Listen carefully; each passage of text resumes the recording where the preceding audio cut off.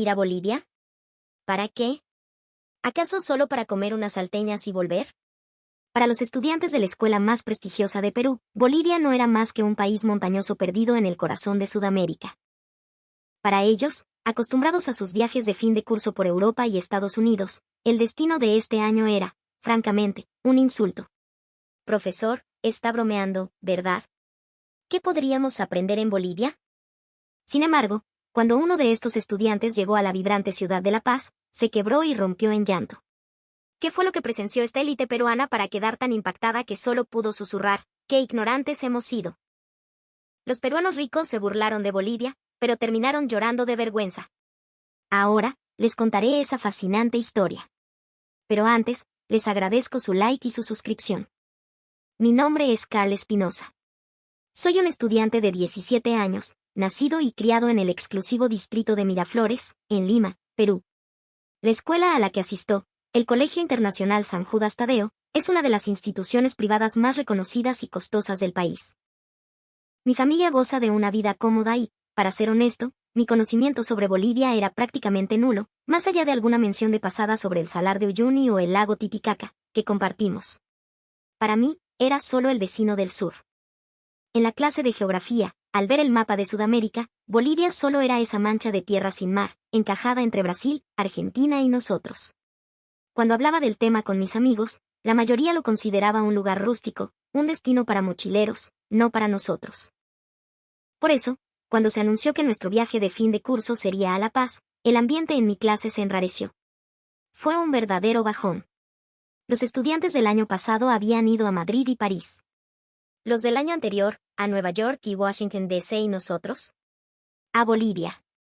Comparada con esas metrópolis deslumbrantes, La Paz no tenía ningún atractivo para nosotros.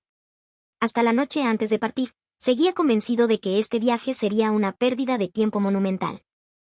Pensaba que pasaríamos una semana probando comida callejera, visitando un par de mercados de artesanías y regresando a casa sin nada nuevo que contar. Mientras hacía la maleta, no sentía la más mínima emoción. Nuestro viaje comenzó en el aeropuerto Jorge Chávez de Lima. Aunque el vuelo a La Paz no es tan largo, la escuela había organizado una ruta con una escala prolongada para un supuesto taller de integración, lo que extendió el viaje y nuestra agonía. Fue un trayecto tedioso. Durante el vuelo, mis amigos y yo hablábamos sobre Bolivia, pero todo eran suposiciones cargadas de prejuicios. Seguro es como el interior de Perú, pero más alto, decía uno. ¿Crees que haya internet decente?, se preguntaba otro. ¿Qué comeremos aparte de papas y quinoa? Esas eran nuestras conversaciones. Finalmente, cuando el avión comenzó el descenso hacia el Aeropuerto Internacional de El Alto, mi primera impresión al aterrizar fue el impacto de la altitud y un sol radiante que parecía estar al alcance de la mano. El aeropuerto, para mi sorpresa, era mucho más grande y moderno de lo que jamás imaginé. Comparado con el Jorge Chávez, su diseño era imponente y pulcro. Pero bueno, eso era todo. Hay muchos aeropuertos grandes en el mundo. Sin embargo, mientras caminábamos hacia el control de inmigración, empecé a notar detalles que rompían todos mis esquemas. Lo primero que me dejó boquiabierto fue el suelo. A pesar del constante flujo de cientos de pasajeros, el piso de granito brillaba como un espejo. Estaba impecable. Siempre había pensado que el aeropuerto de Lima estaba bien gestionado, pero la diferencia aquí era abismal, casi insultante. Al entrar al baño, la sorpresa fue aún mayor. ¡Pucha, qué limpio! Los inodoros, los lavamanos, todo relucía. Cada cubículo estaba perfectamente abastecido con papel higiénico y jabón líquido. Lo más increíble era que el suelo estaba completamente seco, sin una sola gota de agua. En Perú, jamás he visto un baño público tan inmaculado. Al pasar por inmigración, tuve otra experiencia inesperada. El oficial, al ver nuestros pasaportes y saber que éramos un grupo de estudiantes peruanos, nos dio la bienvenida con una sonrisa genuina y un español amable y cantarín. Bienvenidos a Bolivia, jóvenes. Que disfruten de nuestra tierra, dijo, sellando mi pasaporte. Aunque fue un gesto simple, sentí un calor humano que no esperaba.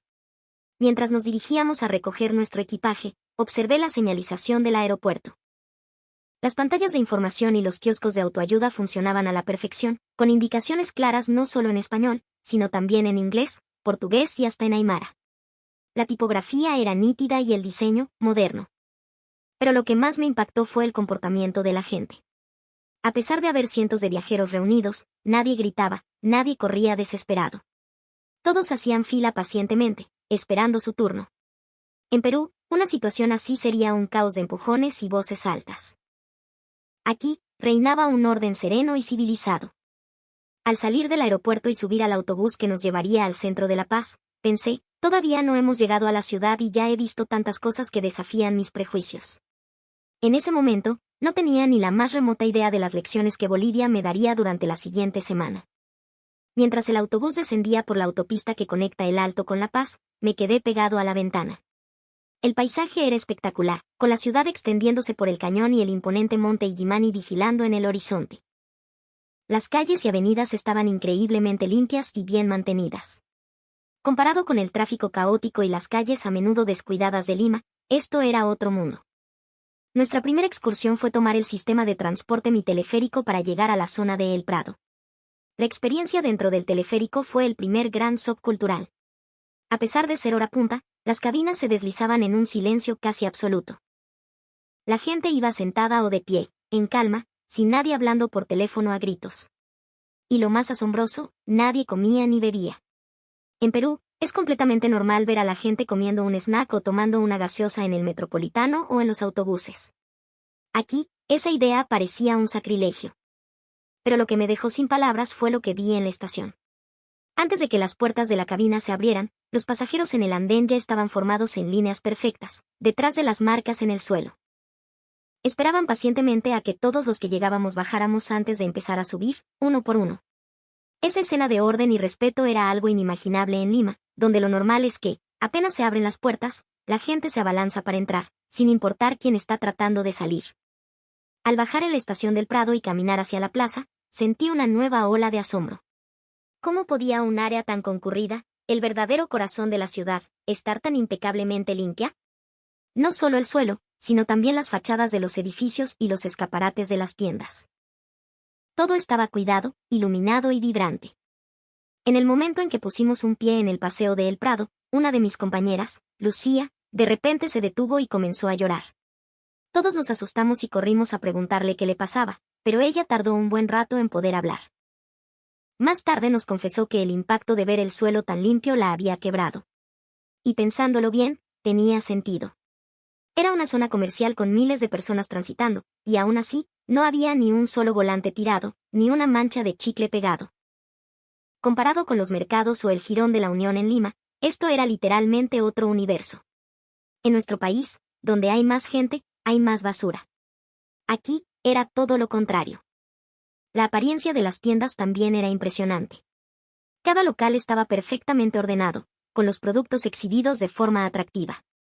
Los empleados, vestidos con uniformes pulcros, nos atendían con una amabilidad que desarmaba. Lo que más me sorprendió fue la cortesía de un repartidor de comida. Al verme, un extranjero claramente desorientado, me sonrió, asintió con la cabeza y le entregó el pedido al restaurante con una educación exquisita. No estaba simplemente entregando comida, estaba ofreciendo un servicio al cliente de primera clase. Esa noche, necesité ir a una farmacia cercana y viví otra revelación. Había farmacias abiertas las 24 horas, donde incluso a altas horas de la noche podías comprar medicamentos y recibir asesoramiento profesional. Después de experimentar toda esta conveniencia, me di cuenta de que Bolivia no era solo un país con tecnología funcional. Era una sociedad que había sabido planificar y organizar la vida para el bienestar de su gente. Y lo más admirable era que, en medio de toda esa eficiencia, no se había perdido el calor humano. En Perú tenemos smartphones e internet, pero esa tecnología no está integrada de una manera tan natural y fluida en la vida diaria. Aquí, la tecnología era una extensión de la vida misma, facilitando todo. Pero al mismo tiempo, sentía que valoraban profundamente las relaciones humanas. Fue en El Prado donde conocimos por primera vez a los estudiantes bolivianos. Eran del Colegio San Calixto de La Paz y serían nuestros anfitriones durante la semana. Mi compañero asignado se llamaba Mateo Vargas. Teníamos la misma edad y él hablaba un poco de inglés, así que la comunicación parecía que sería fácil. Mi primera impresión de los estudiantes bolivianos fue que eran increíblemente educados y serenos. Todos vestían sus uniformes impecables y nos saludaron con un respeto formal. Sin embargo, a medida que pasaba el tiempo, las diferencias culturales comenzaron a manifestarse. El primer choque ocurrió cuando visitamos su colegio. Al entrar al aula y sentarnos, varios de nosotros sacamos snacks de nuestras mochilas y empezamos a comer. En Perú, mientras no sea durante la clase, comer algo en el salón es completamente normal. Pero los estudiantes bolivianos nos miraron con una expresión de desconcierto y nos dijeron que no se podía comer en el aula.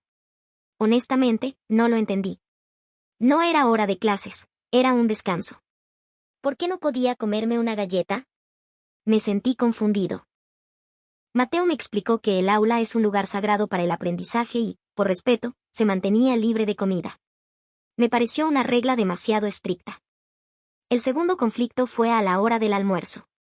Vimos que los estudiantes bolivianos, después de terminar de comer, llevaban sus propias bandejas y platos a un área de recolección para limpiarlos.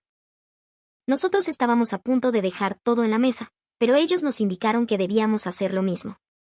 Al principio, me costó entenderlo. ¿Por qué los estudiantes tenían que limpiar? En Perú, en los comedores hay personal de limpieza para eso. Pero después de que Mateo me lo explicara, comprendí que para ellos era una cuestión de responsabilidad personal, lo que uno usa, uno lo limpia. A medida que se repetían estos incidentes, entre los estudiantes peruanos comenzamos a quejarnos. Que los bolivianos eran demasiado rígidos, que por qué tenían reglas para todo, que no se podía ser más flexible. Pero después de unos días, empecé a entender el verdadero significado detrás de esas normas. No comer en el aula no era solo una regla, era una forma de consideración para mantener un ambiente de estudio limpio y agradable para todos. Limpiar tu propia bandeja era un acto de empatía para aligerar el trabajo de otros. A través de mis conversaciones con Mateo, profundicé en esta diferencia cultural. Él me dijo que creció pensando que estas cosas eran lo natural. Nadie se lo ordenaba, simplemente sentía que era lo correcto. Esas reglas que al principio me parecieron sofocantes, en realidad eran una forma de sabiduría colectiva diseñada para que todos pudieran vivir mejor.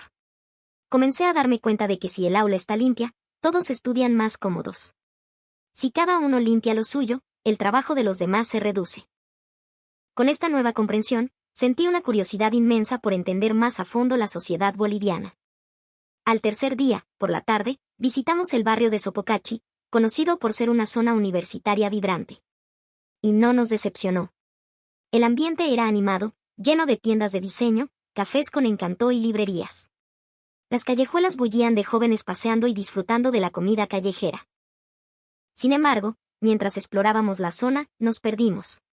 Sin entender el idioma ni los letreros, y con los mapas del celular que no nos ubicaban con precisión, dimos vueltas en el mismo lugar durante más de una hora. Fue entonces cuando dos universitarios bolivianos que pasaban por allí, al ver nuestras caras de frustración, se nos acercaron. Disculpen, ¿necesitan ayuda?, nos preguntaron en un español claro y pausado. Les explicamos nuestra situación y ellos, sin dudarlo, sacaron sus celulares y abrieron una aplicación de mapas. Después de identificar nuestro destino, nos dieron indicaciones precisas. Pero lo asombroso fue que no se limitaron a eso. Al saber que éramos extranjeros, nos recomendaron una de las mejores salteñerías de la zona. No solo eso, sino que nos explicaron en detalle cómo ordenar y cuáles eran las mejores para probar. En Perú, si preguntas por una dirección, la gente suele ser amable, pero es raro que alguien se tome tantas molestias por un desconocido, y menos por un extranjero. Me pareció un gesto de generosidad extraordinario. Esos dos jóvenes invirtieron su tiempo en ayudarnos sin mostrar la más mínima impaciencia. Esa noche, tuvimos la oportunidad de visitar un hogar boliviano. Fui invitado a la casa de Mateo y allí viví una experiencia que me conmovió profundamente. La mamá de Mateo, para agasajarnos, había preparado un plato peruano. Cuando me enteré de que había buscado recetas de lomo saltado en internet y que incluso había practicado varias veces para que le saliera bien, me sentí increíblemente emocionado. Aunque el sabor no era idéntico, el gesto, la dedicación para un estudiante extranjero que apenas conocía, me llegó al corazón. En Perú tenemos una cultura de hospitalidad, pero un nivel de detalle y consideración como este es poco común. Durante la cena, conversé largamente con la familia de Mateo. Hablamos de las diferencias culturales entre Bolivia y Perú, y me impresionó la forma en que dialogaban, respetando siempre los puntos de vista diferentes. El padre de Mateo, en particular, sabía muchísimo sobre la historia y la cultura peruana, lo que me dejó asombrado. En esa conversación, me di cuenta de que los bolivianos tienen un interés genuino por otros países y culturas.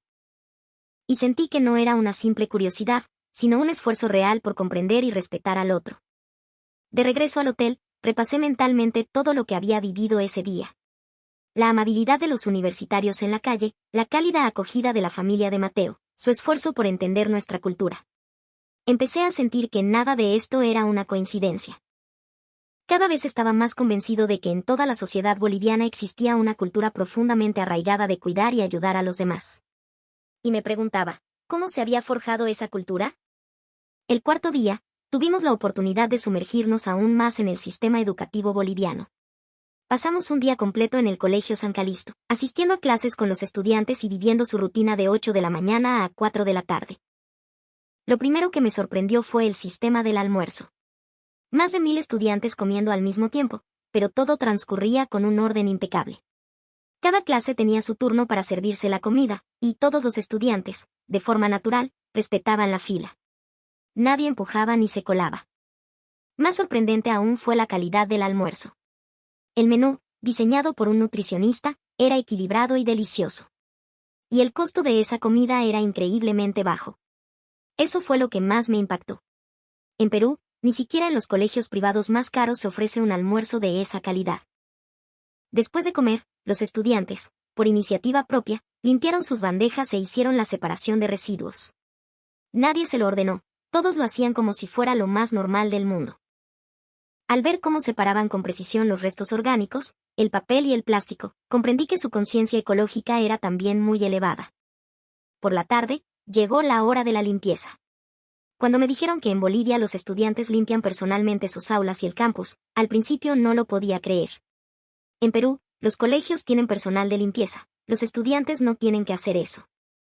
Pero vi con mis propios ojos cómo cada estudiante se hacía cargo de su tarea asignada: barrer, trapear, limpiar la pizarra, borrar las ventanas, sacar la basura. Todo lo hacían ellos mismos. Y no porque un supervisor los estuviera vigilando o forzando, sino por iniciativa propia. Al presenciar esa escena, sentí la esencia de la educación boliviana. Por la noche, tuve la oportunidad de ir a un micromercado. Me habían dicho que cerca del hotel había uno abierto las 24 horas, así que fui alrededor de las 11 de la noche. Lo que vi allí me dejó atónito. Una joven, de unos 20 años, atendía el local sola en plena noche, sin el más mínimo atisbo de miedo o inseguridad. Aún más sorprendente fue que, a esa hora, había clientas comprando con total normalidad. Vi a varias mujeres que habían venido solas a comprar algo, con una expresión de total tranquilidad. En Lima, que una mujer camine sola por la noche es extremadamente peligroso. Aquí, era completamente diferente. Al comprar unas cosas, conversé brevemente con la empleada. Fue muy amable conmigo, un extranjero. Me saludó en español y se interesó cuando le dije que era de Perú. Esa amabilidad natural me impresionó mucho. Al salir del micromercado y caminar de vuelta al hotel, miré a mi alrededor. A pesar de ser más de las 11, las calles estaban bien iluminadas y limpias. Los postes de luz estaban instalados a distancias adecuadas, sin dejar rincones oscuros. Lo más increíble era que, incluso a esa hora tan tardía, la gente seguía moviéndose libremente por las calles. Vi a personas corriendo, parejas paseando y grupos de jóvenes caminando con sus amigos. Vi a todo tipo de gente, y todos parecían relajados y seguros. Observando estas escenas, comprendí lo que es una sociedad verdaderamente avanzada. No se trata solo de desarrollo económico o avances tecnológicos. Creo que solo cuando se crea un entorno en el que los ciudadanos pueden vivir con seguridad y comodidad, se puede hablar de un verdadero progreso. El quinto día, tuvimos la oportunidad de experimentar de primera mano la tecnología digital de Bolivia. Mateo me llevó a varios lugares para mostrarme cómo los bolivianos utilizan la tecnología en su vida cotidiana. Al principio, pensé que era solo un lugar tecnológicamente avanzado, pero después de vivirlo, me di cuenta de que era mucho más que eso. Por la mañana, el proceso de pedir un café fue una revelación. Mateo usó una aplicación en su celular para hacer el pedido por adelantado. Cuando llegamos a la cafetería, nuestro café ya estaba listo. No tuvimos que hacer cola y el pago ya estaba hecho. Tener un sistema así ya es sorprendente, pero lo más asombroso es que un estudiante de secundaria lo use con total naturalidad. Al tomar el teleférico, fue lo mismo. Mateo no usó una tarjeta de transporte, sino su celular para pagar en el sensor. Y dentro de la cabina, se conectó al Wi-Fi gratuito. En Lima, la señal de internet en el metro suele ser pésima, pero aquí, incluso en las alturas, la velocidad era excelente. Para almorzar, fuimos a un restaurante y tuvimos otra experiencia interesante. En la entrada, Mateo escaneó un código QR con su celular y con eso nos registramos en la lista de espera. Luego, dimos un paseo por los alrededores y, cuando nuestro celular recibió una notificación de que era nuestro turno, volvimos al restaurante. Como no tuvimos que esperar en fila, pudimos aprovechar el tiempo de manera eficiente. Para ordenar en el restaurante, también usamos un código QR que estaba en la mesa para ver el menú en línea. El menú digital tenía fotos y descripciones detalladas de los platos, e incluso una versión en inglés. Desde el pedido hasta el pago, todo se podía hacer desde el asiento, lo cual era increíblemente conveniente. Pero lo que más me impresionó fue que, en medio de toda esta tecnología digital, el calor humano no se había perdido. En la cafetería, el barista nos saludó amablemente. En el restaurante, los meseros nos atendieron con esmero. La tecnología no reemplazaba las relaciones humanas, sino que actuaba como un soporte. Por la noche, probamos una aplicación de delivery. Mateo me mostró cómo pedir comida desde el celular, con una variedad infinita de restaurantes y menús. Después de hacer el pedido, podíamos seguir la ubicación del repartidor en tiempo real. 30 minutos después, la comida caliente llegó a nuestra puerta. Lo sorprendente fue la amabilidad del repartidor. Al verme, un extranjero, me sonrió, me saludó y me entregó la comida con una cortesía impecable. No era solo un repartidor, demostraba un verdadero espíritu de servicio. Esa noche, volvimos a un micromercado 24 horas. A pesar de ser más de las 11, el lugar seguía iluminado y una joven empleada trabajaba sola. En Perú, que una mujer trabaje sola a esa hora es inimaginable. Más sorprendente aún era ver a otras mujeres comprando con total naturalidad. Esa sensación de seguridad cotidiana era algo que realmente envidiaba. Al comprar, noté otro detalle: todos los productos tenían el precio marcado de forma clara y precisa. En Perú, a menudo hay que preguntar el precio, pero aquí no era necesario. Al pagar, el cajero cobró el monto exacto y dio el cambio con precisión, hasta el último centavo. A la mañana siguiente, tuve la oportunidad de ver a la abuela de Mateo usar su smartphone. Una señora de más de 80 años comprando verduras en línea y rastreando el envío de un paquete. La escena me dejó boquiabierto. Era completamente diferente a las abuelas de Perú. La abuela nos contó que al principio fue difícil, pero que en su comunidad había clases gratuitas de smartphone para personas mayores, y así aprendió.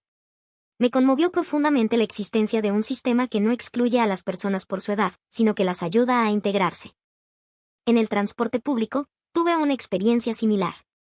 En el teleférico, vi a una persona en silla de ruedas, y la gente a su alrededor, de forma natural, le hizo espacio y le ofreció ayuda. Nadie se lo pidió, pero actuaron como si fuera lo más normal del mundo. También tuve la oportunidad de ir a una clínica. Mateo tenía síntomas de resfriado, así que fuimos a una clínica cercana. Desde el registro hasta la consulta, todo el proceso fue extremadamente organizado. El tiempo de espera fue corto y el costo de la consulta, muy razonable. El médico también se interesó por mí, un extranjero, y me explicó el sistema de salud de Bolivia. En la farmacia, tuve otra experiencia memorable. El farmacéutico no solo me entregó los medicamentos correctos según la receta, sino que me explicó detalladamente cómo tomarlos. Incluso se esforzó por explicármelo en un español sencillo para que yo lo entendiera. A través de todas estas experiencias, comprendí el verdadero significado del desarrollo tecnológico. La tecnología no debe ser solo para la conveniencia, sino una herramienta para ayudar a todos a vivir mejor. En Bolivia, la tecnología no marginaba a las personas, sino que las incluía. Lo que más me impresionó fue que todos estos sistemas estaban diseñados pensando en el usuario. No eran complejos ni difíciles, sino que estaban hechos para que cualquiera pudiera usarlos fácilmente. Ya fueran ancianos, extranjeros o personas con discapacidad, la consideración hacia todos se notaba en cada rincón. En Perú, aunque tenemos smartphones e Internet, no están integrados de manera tan sistemática en la vida diaria. Y lo más importante, nos falta la mentalidad de cuidar a todos los miembros de la sociedad mientras aplicamos la tecnología. Hablando de todo esto con Mateo, entendí aún más la particularidad de la sociedad boliviana. Me explicó que estos sistemas no se construyeron de la noche a la mañana, sino que fueron el resultado de un largo proceso de prueba, error y mejora. Esa noche, acostado en la cama, pensé que en Bolivia, la tecnología y la humanidad se fusionaban a la perfección. Y esa, concluí, es la verdadera cara de una sociedad avanzada. La sexta noche, tuvimos la oportunidad de tener una conversación más profunda con la familia de Mateo. Esta vez, otros estudiantes peruanos también fueron invitados, y pudimos hablar con franqueza sobre las diferencias culturales entre nuestros países. Al principio, nos sentimos un poco incómodos por nuestras diferencias, pero a esas alturas ya éramos capaces de entenderlas y respetarlas. La abuela de Mateo también estaba con nosotros. Ver a una mujer de más de 80 años manejar su smartphone con tanta destreza me seguía pareciendo increíble. Nos contó que lo usaba para comprar comida, para pedir citas médicas e incluso para hacer videollamadas con sus nietos. Era un mundo de diferencia con las abuelas de Perú. Y lo más sorprendente era que la abuela sabía mucho sobre Perú. No solo conocía Machu Picchu o las líneas de Nazca, sino que también estaba interesada en nuestra historia y cultura. Ese interés y respeto por una cultura extranjera me impresionó profundamente. Durante la cena, hablamos de los sistemas educativos de Bolivia y Perú. El padre de Mateo hizo preguntas sobre la educación en mi país y mostró un interés sincero. También nos explicó en detalle el sistema educativo boliviano, pero no solo habló de sus ventajas, sino que también fue honesto sobre sus problemas. Escuchamos sobre la presión académica, la competencia feroz que sufren los estudiantes y la carga económica de las clases particulares. Al escuchar estas confesiones, comprendí que Bolivia tampoco es una sociedad perfecta. Cada lugar tiene sus propias dificultades y desafíos. Pero a pesar de esos problemas, sentí que los bolivianos se esfuerzan constantemente por crear una sociedad mejor. El padre de Mateo dijo que esperaba que la próxima generación no tuviera que pasar por las dificultades que ellos vivieron. En esa conversación, entendí cuál es la verdadera fuerza de la sociedad boliviana, una mentalidad que valora a la comunidad por encima del individuo, un espíritu de sacrificio por las generaciones futuras y una voluntad incesante de buscar el progreso. Creo que estos son los motores que han hecho de Bolivia lo que es hoy. Los estudiantes peruanos también compartieron con franqueza sus experiencias en Bolivia. Dijeron que al principio les pareció que había demasiadas reglas y que era incómodo, pero que ahora entendían que esas normas existían para el bienestar de todos. También dijeron que querían aplicar estas lecciones cuando volvieran a Perú. Lucía, en particular, explicó con más detalle por qué había llorado en el Prado. Dijo que no fue solo por la limpieza, sino porque sintió que, para mantener esa pulcritud, cada persona estaba colaborando. En Perú, la gente a menudo prioriza la conveniencia personal, pero aquí vio a las personas ceder un poco de su individualidad por el bien común. A través de estas conversaciones, reflexioné una vez más sobre el verdadero significado de una sociedad avanzada. Comprendí que no se puede ser una sociedad avanzada solo con poder económico o tecnológico. Es necesario tener un alto nivel de conciencia cívica, un corazón que se preocupa por los demás y una actitud que piensa en el bienestar de toda la sociedad. Esa noche, de camino de regreso al hotel, recordé al Carl de hacía una semana. Me sentí avergonzado de mi ignorancia, de haber considerado a Bolivia como un simple país montañoso. Y empecé a pensar seriamente en qué tipo de persona quería ser en el futuro. Llegó el último día. No esperaba que una semana pasara tan rápido.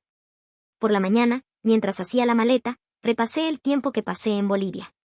Sentí que realmente había experimentado y aprendido mucho. No fue solo un viaje turístico, fue un viaje que se convirtió en un punto de inflexión en mi vida. Mateo y los otros estudiantes bolivianos vinieron al aeropuerto a despedirnos. Al despedirnos, intercambiamos nuestros datos de contacto y prometimos seguir en contacto. Mateo me recomendó que estudiara español con más dedicación, quizás incluso aprender algunas frases en aymara, y que considerara venir a una universidad boliviana como estudiante de intercambio.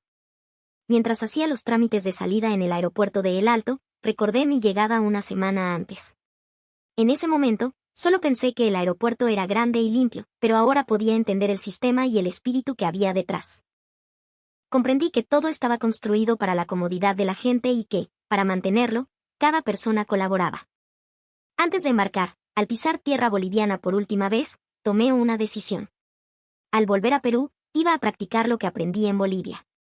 Empezaría por cosas pequeñas, como separar la basura correctamente, mantener el silencio en lugares públicos y ser más considerado con los demás.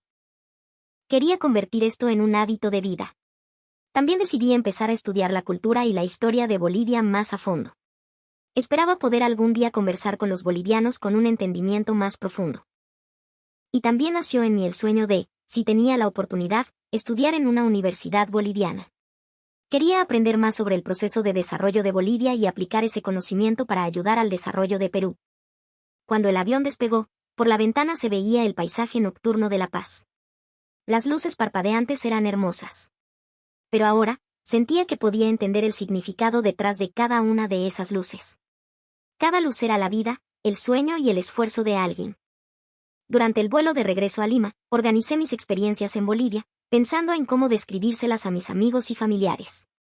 No quería simplemente decir que Bolivia era genial, quería transmitir por qué era genial y qué había aprendido.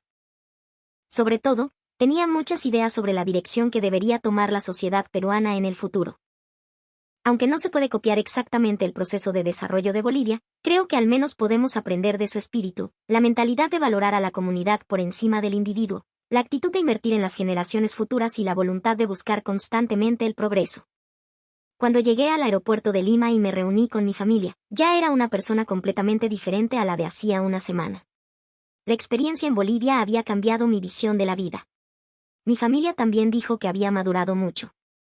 A partir de ese día, empecé a practicar lo que aprendí en Bolivia. En la escuela, me volví más activo en la limpieza. En lugares públicos, me esforzaba por mantener la calma. Aunque eran cambios pequeños, sentía que eran significativos. También empecé a investigar más sobre la cultura boliviana, viendo documentales y leyendo libros. Los buenos recuerdos de Bolivia se convirtieron en mi motivación para seguir adelante. 6 meses después, solicité un programa de intercambio de estudiantes en la Universidad Mayor de San Andrés en La Paz. Afortunadamente, fui aceptado y pude volver a Bolivia. Esta vez, no como un turista, sino como un estudiante, para entender y experimentar la sociedad boliviana más profundamente. Ahora, cuando miro hacia atrás, ese viaje de una semana cambió mi vida. Fue mi experiencia más importante. A través de Bolivia, aprendí el verdadero significado de una sociedad avanzada y me di cuenta de qué tipo de persona quiero ser en el futuro. Y la lección más importante fue que mi visión del mundo se había ampliado. Observando todo esto, mi opinión sobre Bolivia empezó a cambiar. Me di cuenta de lo equivocados que estaban mis prejuicios. A simple vista, podría parecer un país común, pero en realidad, es una sociedad increíblemente organizada y ordenada. La historia de hoy llega a su fin. La lección que un estudiante peruano aprendió en Bolivia sobre el verdadero significado de una sociedad avanzada. ¿Qué les pareció esta historia? Por favor, dejen un comentario para animar al protagonista. Esta fue una historia adaptada para ustedes. Si les gustó, por favor, denle like y suscríbanse. Gracias por vernos.